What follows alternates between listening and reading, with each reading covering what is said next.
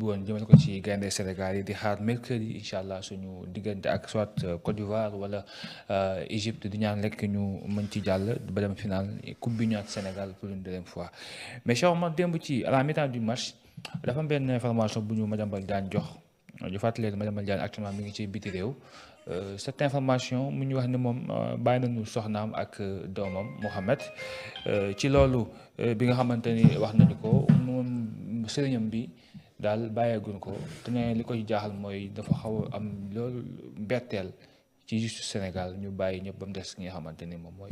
man mbetteel bi mu am mooy. oui moom moment bi muy bind loolu ñun taluñu ko. ñu ngi nekkoon ci sunu match. oui maintenant nag comme moom dafa bëggoon jàllale sa communication il a ce droit. mais man li ma jàpp la ma waxoon rek laay waxaat parce que man lu ma gëm laay wax. dëgg la. bu toogoon fii jàkkaarloog ma barke alxuraan karim billaahi la zi noonu laa koy waxee pour man ce qu'il a fait c'est de la lâcheté doublement munoo am sa soxna am sa njaboot nga wane ginnaaw ñu teg leen loxo nga daw wane ginnaaw beneen bi dindi amalgame bi parce que teguñu loxo doomam wala soxnaam parce que doomam la wala soxnaam la. pour éviter tout amalgame parce que en matière de justice la responsabilité pénale elle est individuelle. effectivement. donc ce qui fait que. c'est parce que. dañu impliqué wu ci dossier bi moo tax ñu tegoon leen loxo. bu yoon demee ba jàpp ni am nañ toutes les garanties pour mu defal leen bàyyi négandiku loolu c'est à l'appréciation du juge mais man de mon appréciation. Il y a beaucoup d'hypocrisie dans ce pays. J'ai entendu ay magum jëm xaw ma lan le gars de CNEPS. waaw mu ne day défendre Madiambal. bu fekkoon Madiambal dafa def délit de presse. wala dafa bind ci les lundis de Madiambal éditorial am su boobaa ñu mën a wax mais Madiambal ci lan lañ ko tudd. même si on respecte la présomption d'innocence. rapport scientifique la. rapport boobu su fësul woon ba génn ñun ñii duñu xam ni que Madiambal Diagne mu ngi doon liggéey ak état ci marché yu jëm ci wàllu ay bâtiment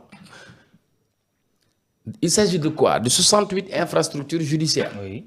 des prisons dans les départements du siège de l'administration pénitentiaire ak yeneeni mbir yoo xamante ni lu jëm ci ay cours et tribunaux yu ñu war a tabax avec le projet avec Ellipse Group loolu moo feeñ waaye yow njëkkoon na dem moom xam na bu baax njëkkoon na dem aéroport. waaw ñu teewoon ko après ñu bàyyi ko mu bind fi si tweetam nangam mu ñëwaat beneen bi mu jógee ne day dem aéroport. man keroog voyagé na bi ma ñëw aéroport maa ngi tooñ waa police des frontières sax ma naan leen. Yéen moom dégg naa fi ngeen toog di carnet ñi ko jox leen sama passeport ñu vérifier parce que foofu la réew mi toll nii. et j'en profite d'ailleurs pour dire au ministre de l'intérieur police des frontières aéroport dafa nekk lu am solo nañ leen jox oto yu rafet. waaw parce que ku wàcc sa aéroport lu muy njëkk a gis mooy say policiers sa policiers ñooy say ambassadeur donc nañu gën a taxaw ñooñu. c'est important. alors mu dem ñu notifier ko interdiction de sortie du territoire. kon buñ ko notifier loolu mooy yoon nee na. bul génn réew mi ndax dañ laa yittewoo. buñ la xam nga mënoon nañ ko jël rek yóbbu ko directement defuñu ko mais dañu jàpp ni c'est quelqu'un de responsable. qui a ses intérêts qui a ses entreprises qui a sa famille. il n'a aucun intérêt. buñ ko woowee daa war a dem wuy mu ne meles ne mentes daw ne waqit. après dem egg fële il écrit ban stratégie la am mooy faire de la victimisation pour politiser l'affaire alors que Madiambal n'est pas une menace politique il n'a pas été chef de quartier il n'est pas conseiller municipal il n'est pas député da nga ko mës a gis mu meeting dajale mbooloo mais léegi couverture boobu la bëgg a wut pour mën a rëcc ci mbir moomu pourtant am na ñeneen ñu woo ñu dem ñu woo leen ñu wuy après ñu ñibbi kon man pour man amul lu muy wax premier lâcheté daw bàyyi sa njaboot deuxième lâcheté nga daw génn waxit ñu woo la nga daw loolu mooy loolu laa ci jàpp. mi ngi nee na mi ngi xaar parce que dossier bi mi ngi ci yoon ba léegi. oui mais ñu laaj ay compléments d'information. oui mais xam nga loolu dans le cadre de la coopération judiciaire. oui daf ñu lié entre Sénégal ak France. et moi j'approuve la décision de l'État du Sénégal. mbéjum kanam borom a koy fajal boppam. courte queue se paie par courte queue. dafa am ay textes yoo xam ne moo ñu lëkkale ku nekk am lu la tënk mais France Sénégal mu ngi laaj ñaari doomam. France di du mooy mbir moom au même moment France mu ngi laaj 12 citoyens français yoo xam ne ils ont maille avec la justice française le Sénégal leur dit c'est clair. traitement bi ngeen am si ñun moom la ñu am si yéen. c'est pour man coup de pression la et c'est bien. La France n'a aucun intérêt à garder Madiambal. oui maintenant am na lu ñu demandé woon Interpol ñaar la pour mandat d'arrêt international. Maintenant beneen bi c'est pour l'extradition. Pour l'extradition le Sénégal a donné les preuves et les informations. Maintenant justice française a besoin d'être rassurée am ay garanties pour montrer que dinañu respecter ay droits au Sénégal bu ñu ko waree àtte il aura droit à un procès juste et équitable. Le Sénégal a donné ça. Il demande des compléments d'information. Oui.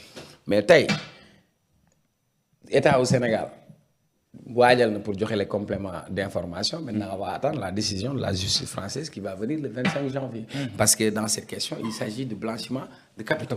Oui. Voilà. Oui. Et c'est beaucoup d'argent parce que ñu ngi dégg ay 21 milliards. waaw mais bon de toute façon 21 milliards. mbir mi daal dina leer. ñun dañoo xamante da ngaa mën a xëcc nag. waaw te waaw demal ci leneen. falaa koy kiiwee yaa ngi wax ci international bi wax France sama xel dem ci FMI sunu fan yi dañoo am gan gu màgg muy premier ministre bu Mauritanie du nom de Mokhtar Ali Dieye. neel maam naar rek ñu def. Mokhtar Ali Dieye mooy premier ministre bu Mauritanie. maa ngi nuyu maam naar. waaw moom mooy yor boutique ba nekk marché bi ñun bi ñu nekkee xale ba léegi maam naar rek lañ koy wax. yow daal boo xamul tur bi. neel maam naar uldu rek. Mokhtar Ould Dieye. waaw jeex na. ñu ngi koy nuyu bu baax a baax. ñu nuyu waa Mauritanie yëpp. day ca sa gis naa Ousmane Sonko di ko gunge Ousmane Sonko di xëcc mbaxane ministre de l'intérieur quoi di ko tooñ Mouhamed Bamba Cissé la vidéo mi ngi ci réseau social bi après dinaa la ko wan mais Ousmane Sonko def benn discours suñu benn confrère li benn journaliste RFI France 24 posé ko benn question ci wàllu dette publique maanaam bor bi et cetera mu ni ko depuis un certain moment yaay wax ci wàllum dette cachée wàllum bor bi wàllum dette publique bi mais jusqu'à présent gisaguñu benn avancement boo ciy am seulement la nga ciy wax rek Sonko tontu ko ni ko réew moo xamante ne nga ko fekk ci 119% dette ak benn situation déficit boo xamante ni mën na ci 10% te loolu nekkul situation bu particulière la ci Sénégal man lu fi mësta am te ñu ko def mooy ñi fi nekkoon njiitu réew beaucoup de gens disent que franc-parler bi Ousmane Sonko am moom fu ko wax fekk rek fa la koy tontom am laqal-laqal. waaw mais d'abord je n'accorde pas de crédit à certains journaux notamment les français qui sont en service commandé que ce soit RFI que ce soit France 24 ñoom nee nañ sax dañu am seen journal RFI Afrique.